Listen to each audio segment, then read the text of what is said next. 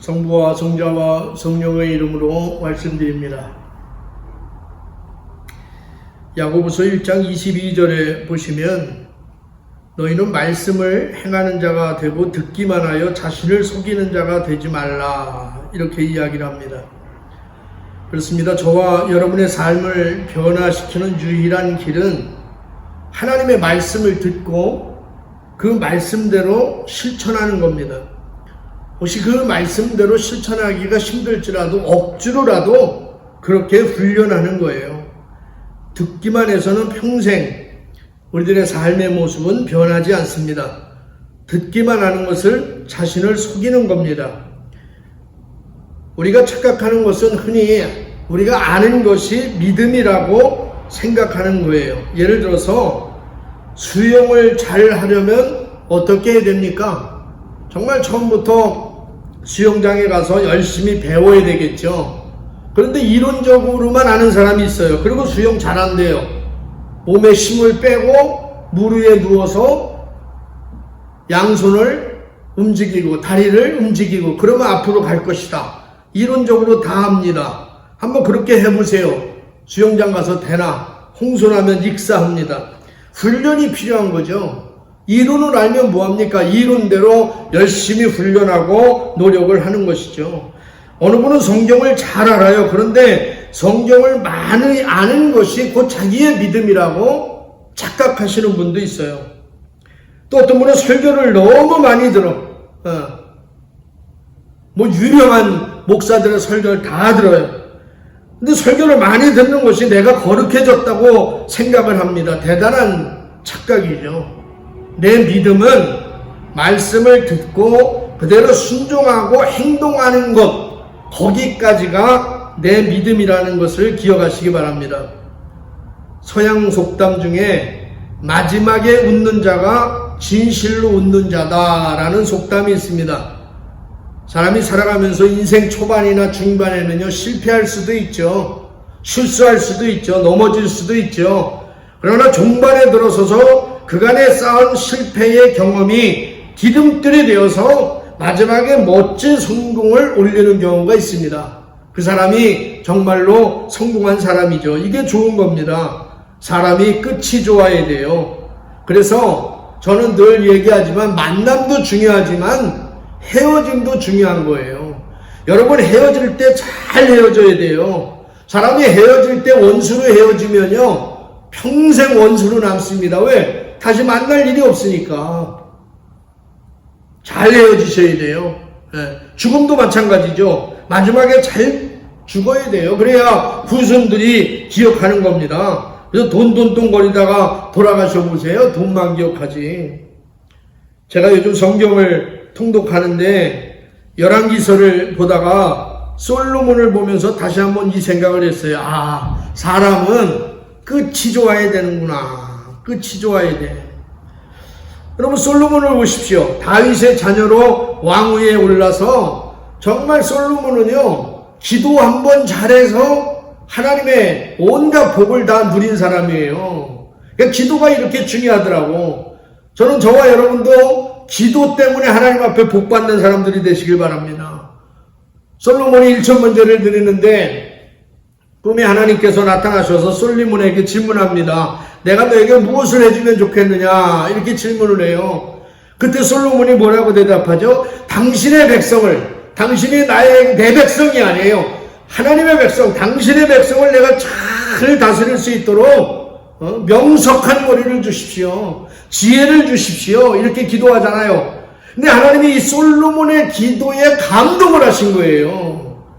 그 한마디에 하나님이 감동을 하셔서 지혜도 주셨고 부와 명예와 권세도 주셨습니다. 그 이후에 솔로몬은 승승장구하잖아요. 그런데 솔로몬의 끝이 어땠나요? 나중에 가보면요, 솔로몬이 나이 먹어서 700명의 첩과 300명의 또 첩 비슷한 애첩을 두도, 그러니까 1000명의 첩을 뒀어요. 1000명의. 나이 먹어서. 그러니까 그들이 가져온, 이방 세계에서 가져온 우상들을 섬기기 시작하고 신당을 세우기를 시작합니다. 하나님이 그 모습을 보고 이스라엘을 쪼개려고 결단을 하시잖아요. 그 솔로몬이 죽은 다음에 이스라엘이 남유다와 북이스라엘로 갈라지고 남유다는 르호보암이 통치하고 북이스라엘은 여로보암이 통치해서 그때부터 비참한 이스라엘의 역사가 시작됩니다. 여러분, 시작도 중요하지만요, 끝이 좋아야 돼요. 마지막 날 우리가 늦게 지난주에처럼 얘기했지만 5시에 하나님 앞에 부름받아서 일하러 갔지만, 하나님의 부름을 받았지만 끝이 좋아야 돼요. 마지막 날 저와 여러분이 다 하나님의 나라의 주인공이 되시길 주의 이름으로 축복합니다. 마지막 웃는 자가 진실로 웃는 자이다. 저와 여러분의 인생도 마지막이 잘 되시고, 우리 교회도 지금은 작은 개척교회지만 정말로 마지막에 하나님께서 복을 주셔서 부흥하는 교회로 새로워지길 바라고, 우리 성공회도 마지막에 잘 돼서 이 나라의 기독교를 정말로 제대로 이끌어 나가는 선도적인 역할을 하는 교단이 되길 바랍니다. 오늘 우리가 읽은 본문은 고난주간 화요일에 일어난 사건입니다. 그 당시 종교 지도자들은 어떻게든지 예수님께 올무를 씌워서 제거시키려는 것이 목적이었어요. 왜냐하면 예수가 너무너무 보기 싫었어. 예수님의 말 한마디가 비수가 됩니다. 이런 목적으로 그들은 예수님께 나와서 오늘 묻습니다. 당신은 무슨 권한으로 이런 일들을 합니까? 누가 이런 권한을 주었느냐? 이렇게 질문을 하는 거예요. 예수님은 그들의 목적을 잘 알고, 도리어 예수님은 그 요한이 세례 준 것은 누구에게 권한을 받고 세례를 베풀었느냐? 하늘이 준 거냐? 아니면 사람이 준 거냐? 이렇게 반문을 하시잖아요. 만약에 하늘이 주었다면, 그런데 왜 너희들 왜 안 믿었어? 사람이 주었다면 요한을 예언자로 섬기는 많은 사람들이 그냥 있겠어요? 난리가 나는 거죠. 이 질문에 난처해 든 사람들이 모른다고 답변하자 예수님도 나도 무슨 권한으로 이런 일을 하는지 말하지 않겠다 대답하심으로 일단 저들의 예봉을 꺾으신 후에 오늘 두 아들의 비유를 말씀하십니다. 본문의 두 아들의 비유는 다른 복음서에는 안 나오고 오직 오늘 마태복음서에만 나오는 말씀입니다. 아마도 그것은 마태복음이 유대인을 위한 복음이기 때문에 특별히 예수님이 이 비유를 통해서 유대인들의 회개를 촉구할 뜻이 있었던 것으로 보여집니다. 어느 가정에 두 아들을 둔 아버지가 있었습니다.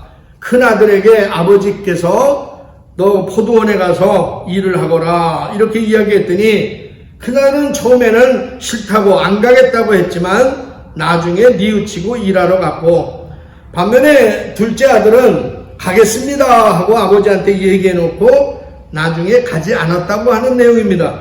그런데 여러분, 저는 이런 생각을 한번 해보았어요. 만약에 이 가정의 아들이 둘이 아니고 셋이었으면 어떨까? 여러분, 셋이었다면 어떻게 되었을까? 어떻게 되었을 것 같습니까? 하나는 안 가겠다고 하고 가고, 하나는 가겠다고 하고 안 가고, 세 번째 아들은 아멘하고 갔다. 그런 내용이었을까요? 그런데 그런 아들은 없다는 것이 성경의 지적입니다. 의인이 없다는 거예요. 의인은 없나니 하나도 없다는 거예요. 아버지의 마음에 100% 정말로 아버지의 마음에 합한 그런 사람은 없다는 것이 성경의 지적입니다. 오늘 두 아들 중에 여러분은 어떤 아들이 조자라고 생각합니까? 아니, 여러분은 첫째 아들입니까? 둘째 아들입니까? 다시 말해서 말로만 믿고 입으로만 고백하는 신자입니까? 아니면 순종으로 행동으로 옮기는 신자입니까? 먼저 저는 둘째 아들에 대해서 생각해 보고자 합니다. 왜냐하면 이 둘째 아들의 모습, 가겠습니다, 아멘 해놓고 지키지 못하는 이 아들의 모습이 오늘 나의 모습이기 때문에 그래요. 늘 말로는, 늘 입으로는 하나님을 위해서 살겠다고 제가 고백해요. 어느 상황에서나 저는 감사하며 살겠다고 고백을 합니다. 하나님 없으면 저는 못 살아요. 제가 세상 등지고 정말 하나님만을 위해서 살겠습니다. 원망하지 않고 불평하지 않고 평생 감사하면서 살겠습니다. 이렇게 고백은 잘해요. 그런데 제가요 그렇게 행동은 못합니다. 근데 저만 그렇습니까? 많은 신자들이 그렇잖아요. 우리 이번 주부터 제가 주일 안 빠지고 열심히 교회 나올게요. 그 다음 주에 또 안 보여. 그 다음 주에 안 보여요. 오늘부터 내가 기도 열심히 해야지. 오늘부터 매일 성경 한 장 이상 봐야지. 일주일에 한 명 이상 내가 전도해야지. 다짐을 합니다. 그런데 그게 안 돼요. 그게 안 됩니다. 그렇게 안 돼. 왜 그렇죠? 왜 안 되는 겁니까 그게? 오늘 둘째 아들이 일어나 가겠다 하고 가지 않은 이유가 여러분 무엇이라고 생각합니까? 정말로 아버지의 말씀을 듣고 거짓말한 걸까요? 거짓말했을까요? 저는 그렇지 않다고 생각해요. 아마 둘째 아들도요 정말 일하러 가려고 했을 거예요. 아마 일하러 가고 싶었을지도 몰라요. 그런데 몸이 말을 안 들어요. 몸이 말을 안 듣는 거야. 혹시 이런 거 있잖아요. 마지막 예수님이 겟세마네 동상에서 피땀을 흘리면서 기도하다가 제자들한테 가니까 제자들이 자고 있잖아요. 그때 베드로에게 뭐라래요? 야야 일어나 기도해라. 시험 들지 않도록 기도해라. 기도해 하고 깨워놓고 와서 또 예수님 기도하고 가는데 또 자고 있잖아. 베드로가 기도하기 싫어서 자는 거예요? 기도하고 싶었을 거예요. 근데 안 되는 거야. 그때 예수님이 뭐라래요? 마음이 원하는데 마음은 원하는데 육신이 약하다 이잖아요. 마음은 그렇게 하고 싶어. 육신이 따라가질 않아요. 몸이 말을 듣지 않는 거예요. 제가 늘 속는 게 있어요. 뭐냐면 요즘은 믿지도 않지만 하도 속아서 자녀들에게요. 자녀들이 나가잖아요. 오늘 일찍 들어와라. 늦으면 안 돼. 일찍 들어와. 8시까지 들어와. 하면은요. 10번 중에 5번은 예 하고 나가고요. 정말 어떤 때는 1시간을 또 이렇게 흥정을 해요. 10시까지 올게. 저는 10시까지 올 줄로 믿습니다 하고 기다려요.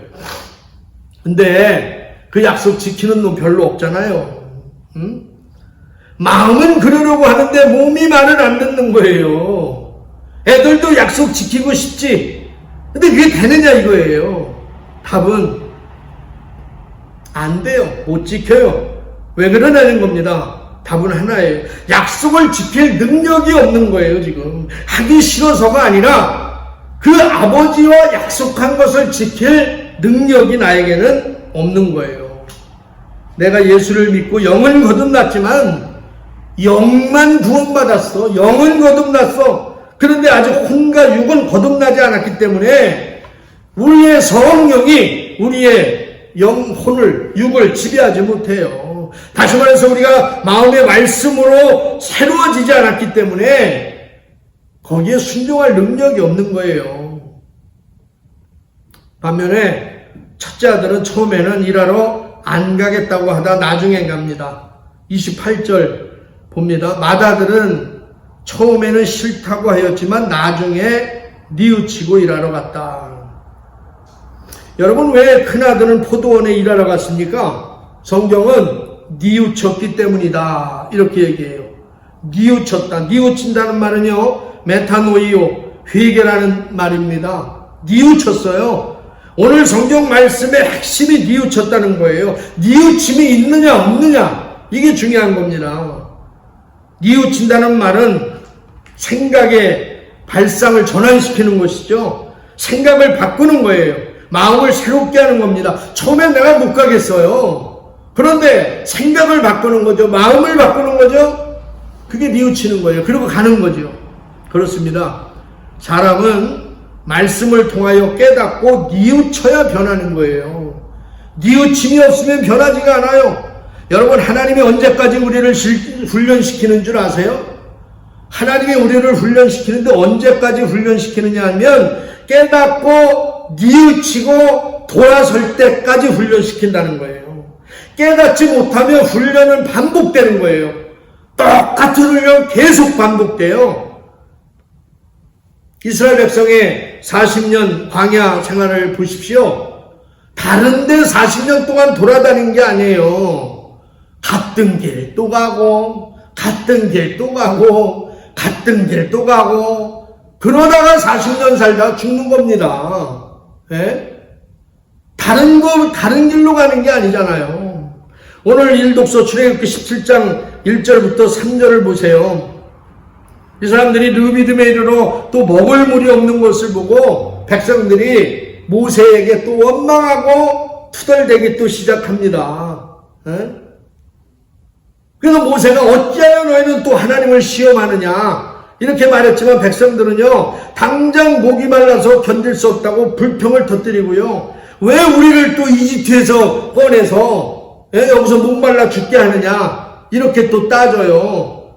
기억나세요? 지난주일 만나 사건 기억나십니까? 먹을 것이 없어서 굶어 죽는다고 난리를 치고 그렇게 불평을 하잖아요. 지금 똑같은 거예요. 변함이 없어요. 변한 게 없어요. 만나의 사건을 경험해 놓고 먹을 것을 하나님이 주신 그 사건을 매일매일 경험해 놓고 또 물이 없다고 또 하나님을 시험하는 거예요. 이게 왜 하나님을 시험하는 거예요? 아니 에집트에서 구원했으면 당연히 먹을 것을 주겠죠. 구원해서 살려놓고 죽이겠습니까? 그런 믿음이 있었어야지. 먹을 걸 주면 마실 물도 주겠죠. 그냥 불평하지 말고 하나님께 요구하면 돼. 하나님께 기도하면 돼. 하나님께 무릎 꿇으면 돼요. 그런데 그렇게 하지 않고요. 또 불평하기 시작하는 거예요. 똑같잖아요. 뉘우침이 없잖아요. 변화가 없잖아요. 이러다 광야에서 다 죽는 겁니다. 다 죽었잖아요. 1세대들은. 뉘우치지 않는 인생도 이렇다는 거예요. 똑같이 다람쥐 쳇바퀴 돌다 똑같다는 거예요. 이스라엘 민족이 11일이면 들어갈 수 있는 가나안 땅을 40년 동안 왜 방황합니까? 깨닫지 못해서 그런 거잖아요. 뉘우치고 순종하지 않았기 때문에 그런 겁니다. 혹시 여러분의 삶에 반복되는 사건이 있지 않나 한번 잘 보세요. 반복되는 어려움이 있지 않나 잘 생각해 보세요. 기도해도 풀리지 않는 일이 있나 한번 잘 생각해 보세요. 말씀을 묵상하고 깨닫고 뉘우치고 순종할 때 그런 문제가 해결되는 거예요. 내가 뉘우치지 않고 변하지 않고는요 시험은 반복됩니다. 계속 똑같은 시험이 와요. 빨리 하나님 말씀 듣고 내가 뉘우치고 무릎 꿇었을 하나님께서 새로운 길로 그 다음 단계로 우리를 이끌어줄 줄로 믿습니다. 하나님의 축복은 깨달은 자, 뉘우친 자에게 임한다는 사실을 여러분 기억하시기 바랍니다.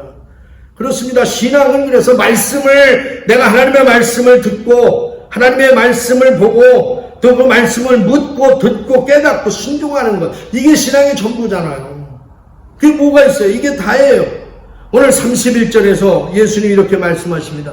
이들 중에 아버지의 뜻을 받던 아들은 누구이겠느냐 하고 예수께서 물으셨다. 그들이 맏아들입니다 하고 대답하자 예수께서 이렇게 말씀하셨다.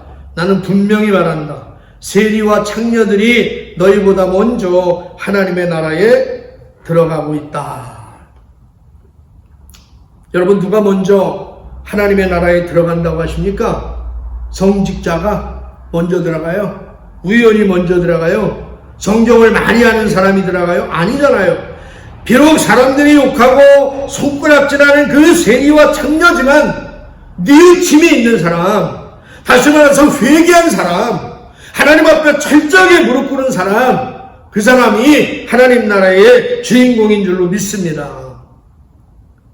그래요. 그래서 마태는 비록 세리였지만 뉘우치고 예수님의 제자가 됐잖아요.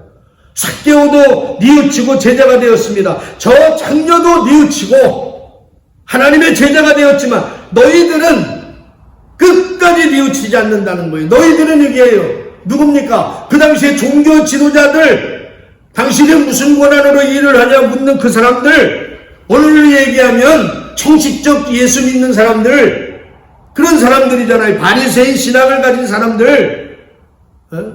창조도 뉘우치는데 도대체 너희는 왜 말씀 듣고 깨닫지 못하느냐는 것이 하나님의 경고예요. 그러므로 창녀와 세리가 너희 제사장보다 하늘나라에 먼저 들어간다는 것이 주님의 말씀입니다. 여러분, 오늘 우리는 하나님 말씀 앞에 얼마나 뉘우치며 살아가고 있습니까? 저와 여러분은 매일 뉘우치고 또 뉘우치면서 아버지의 뜻에 순종해야 할 줄로 믿습니다. 거기에 하나님의 축복이 있는 거예요. 순종이 없으면 축복은 없어요. 축복은 순종 이후에 오는 하나님의 복입니다. 빌립보서 2장 8절부터 9절 말씀이 그런 얘기예요. 당신 자신을 낮추셔서 죽기까지, 아니 십자가에 달려서 죽기까지 순종하셨습니다. 그러므로 하나님께서는 그분을 높이 올리시고 모든 이름 위에 뛰어난 이름을 주셨습니다. 아멘. 여러분, 하나님이 예수님을 왜 높이 올려주시고 모든 이름 위에 뛰어난 이름으로 만들어 주셨습니까? 순종입니다. 순종해요. 십자가에 달려 죽기까지 순종하셨기 때문에, 완벽하게 순종하셨기 때문에 하나님이 높여주신 줄로 믿습니다. 순종은요 100%가 순종이에요. 십자가에 죽기까지 한 게 순종입니다. 어떤 교회 근처에 슈퍼마켓이 있는데 그 주인이 그 앞에 성당에 새로운 신부님이 부임을 하셨는데요, 그 신부님 칭찬을 그냥 오는 손님들한테마다 신부님 칭찬을 그렇게 하는 거예요. 그래서 어느 분이, 아니 저기 이번 주일날 그 성당에 나가셨어요? 신부님 설교 말씀이 아주 좋으셨나 봐요. 그랬더니 이분이, 아니요, 전 바빠가지고 성당 못 나가요. 그리고 신부님 설교 말씀도 한 번도 들어본 적이 없어요. 아니 그럼 신부님 개인적으로 아세요? 어떻게 아시고 신부님을 그렇게 칭찬하세요? 이렇게. 아니 저 한 번도 얼굴 뵌 적도 없고요, 개인적으로도 몰라요, 그러더래요. 아니 근데 어떻게 신부님을 칭찬하냐고 그렇게. 그때 이분이 하는 말이 그런 얘기를 했다는 거 아니에요. 아주 난 그분은 잘 모르지만, 신부님은 모르지만, 그 신부님이 새로 부임하고 나서부터 거기 다니는 교인들이요 외상값을 너무 잘 갚기 시작했어요. 예? 그전에는 그냥 외상하면 주지도 않았는데 신부님이 바뀌고 나서요 줄을 서서 외상값을 갚더라는 거예요. 그래서 자기 그거 보고, 야, 저 성당에 신부님 아주 제대로 된 분이 오셨구나, 그렇게 느꼈다는 거예요. 여러분, 믿음의 삶이라는 게 뭐 대단한 게 아닙니다. 저와 여러분이 예수님처럼 십자가를 지고 골고다에 올라가서 고난당하고 못 박혀 죽는 게 무슨 믿음의 삶입니까? 그건 예수님이 다 하신 거예요. 뭘 또 여러분이 또 그걸 하시려고 그래. 그거 하려 하면 다 도망갈 거면서. 그런 거 아니잖아요. 우리가 일상에서 믿음의 삶을 보여주는 거예요. 정말 일상에서 어려운 사람들 도와주고, 이웃에게 친절을 베풀고, 인사도 좀 먼저 하고, 작게 얘기하면 분리수거도 좀 잘하고, 환경을 위해서 좀 또 지킴의 노릇도 하고, 억울한 일 당한 사람이 있으면 편들어주고, 그런 것들이 다 작은 일상에서 일어나는 우리들의 말씀에 대한 순종의 삶인 줄로 믿습니다. 이제는요, 이름을 바꾸든지 행실을 바꾸든지 해야 할 때예요. 지금 시대는 크리스찬이라는, 예수 믿는 사람이라는 이름을 바꾸든지 아니면 예수 믿는 사람들이요 정말 말씀대로 깨닫고 뉘우치고 순종해서 우리의 삶을 바꿔야 할 때입니다. 말씀을 듣기만 하지 말고, 듣기만 하는 것은 자기를 속이는 행위예요. 듣기만 하지 말고 힘들어도 이번 주간 한 주간 내가 말씀 듣고 깨달은 것을 행동으로 옮겨서 하나님 앞에 영광 돌리고 여러분이 다 하늘나라의 주인공이 되시기를 주의 이름으로 간절히 축원합니다. 성부와 성자와 성령의 이름으로 말씀드렸습니다.